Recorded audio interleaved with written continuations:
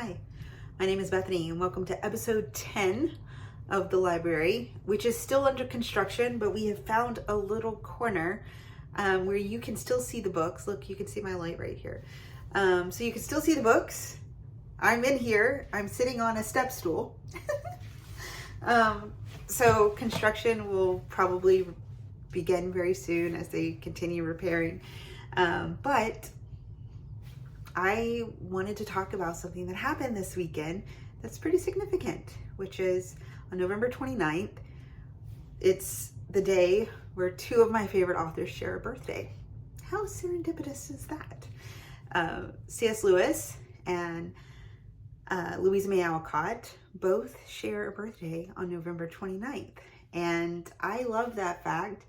And for someone who is an avid reader and a fan of both of their works, that's so convenient for me because then I can celebrate one day with two authors. I mean, who doesn't love that? But I didn't post anything this weekend about C.S. Lewis or Louisa May Alcott on November 29th. I knew it was their birthdays and I refrained from posting. And the reason I did that was very simple. I wanted to think about the impact that they have had on my life. And I didn't want to just throw out a quote from books of theirs that I love, or a statement that they have made that has made an impact on my life, or talk about a favorite character from either one of their books, or even talk about my favorite books. I wanted to just sit in my thoughts and think about the impact that C.S. Lewis and Louisa May Alcott have made in my life as a reader, as a Christian, as a mom, as a friend. And I wanted to just wrestle through those privately. Sometimes it's good to have thoughts that you don't air on social media right away, right? Sometimes you just need to sit and wrestle with those thoughts. And so I did. And it was really good. And so I wanted to share those with you now, because it's never too late to celebrate a birthday. Let's start with Louisa May Alcott, because as a child, I read Louisa May Alcott's books over and over and over again, particularly the ones that come to mind immediately, of course, would be Little Women. But Little Women is not a standalone book. There's two other books that come in that series. I wouldn't call it a trilogy or really a series, but like these were follow-up books of those same characters. So Little Women, Little Men, Joe's Boys, and then another favorite book that she wrote that I loved as a kid. It was called 8 Cousins. I think I liked 8 Cousins because it was about a girl who went to live with her 7 or 8 boy cousins, and I have 5 brothers, so I could relate to that very much. But Little Women was probably the book that had the most profound impact in my life. I've read it multiple times. I read it to my daughter a few years ago. And I think that throughout my life, I've been able to identify with different characters in Little Women. As a kid, of course, I wanted to be like Joe. There was so much about Joe that I admired. She wanted to write, and there was a tenacity about her that I hoped to copy. And then I became a mom of, when my youngest was born, I had 3 under 3. And I felt very much like the oldest sister in Little Women, Meg, because Meg was very focused on her family and taking good care of her family. And I could identify with that. Alongside of that would have been the March sisters' mom, Marmee. And I could relate to Marmee too, because there was a sense of like magic that she brought to that home in Little Women that I loved and adored. I even think there were times where, like, you know, Amy's attitude in Little Women could be seen as like snobby or just like very entitled. And in my worst moments, I have been like that. We're all sinful people, right? But there was a loyalty and devotion to her family that I really admired. And then Beth was the glue. And I hope that with my children or with my siblings, that there's an aspect where I am seen as the glue. I don't know if that's true. I think that's it's a joyful, hard burden to carry when you're the glue of the family. You know what I mean? So when I think about Louisa May Alcott, there's just something that's very like nostalgic for me, because it makes me think of little girl Bethany who loved those books.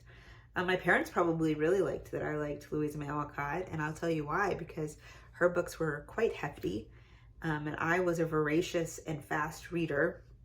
And so if I was reading Louisa May Alcott, I probably would read the book and then read it again.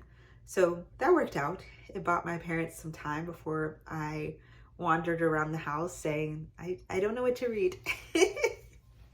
So when I do a deep, thoughtful guide, or thoughtful, like when I think about the impact of Louisa May Alcott, I mean, it's amazing. Plus she's an American, which is great. You know, like I love that. But then we shift to C.S. Lewis. And if you are a friend of mine, rather, whether it's online or a casual real life friend or my family, or you know how much I love C.S. Lewis. And I deeply, deeply admire him, and I deeply respect his works. There's a lot of his books are based on, they talk about the Christian walk. I would not say that I would consider him like the end all be all, like ultimate authority. I don't even think that he would have said that. I think that it's just good to pick up his books and wrestle through the ideas that he presents, and to really like immerse yourself in the stories that he has written, and to sit there and process through what those mean. I know that like the screw tape letters, the first time I read it, which was probably about 4 or 5 years ago, probably 5 years ago. And I ended up quoting that book or thinking about that book in some capacity every single day for the past 5 years. In fact, the other day I realized that it had actually been a few years since, or a few months since I had quoted directly from that book. And I thought it's probably time for me to reread that book. It just made me think about things in a way that I hadn't thought about it before. And I really appreciated that. There's so many other books that he's, Grief Observed was so raw because it was written right after his wife had passed away. And so he was processing through this tremendous loss.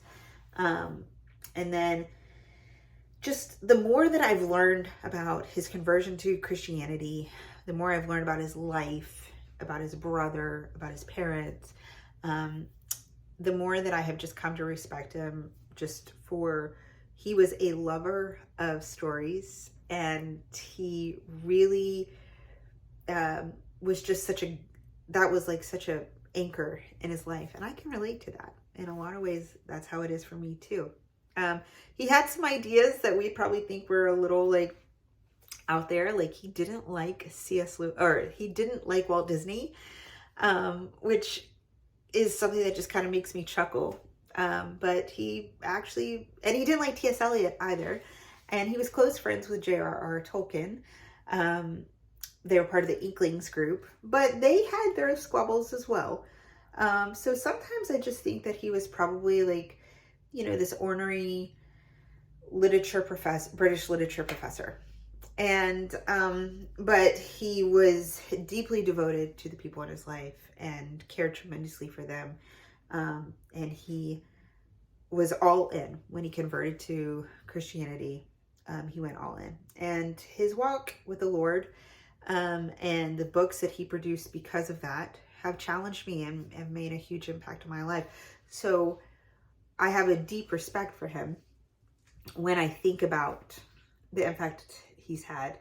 I have a lot of tweed jackets, tweed blazers. And I like to joke that like I'm channeling my inner C.S. Lewis, but the truth is like it's a small way for me to feel like I can pay homage to someone who's made a huge impact on my life. So I have a great respect for him. So happy birthday to C.S. Lewis and Louisa May Alcott. I'm so grateful that they were born because they've made me a better person. And I'm endlessly thankful for that. So those are my books or my thoughts about these two authors. Have a great day.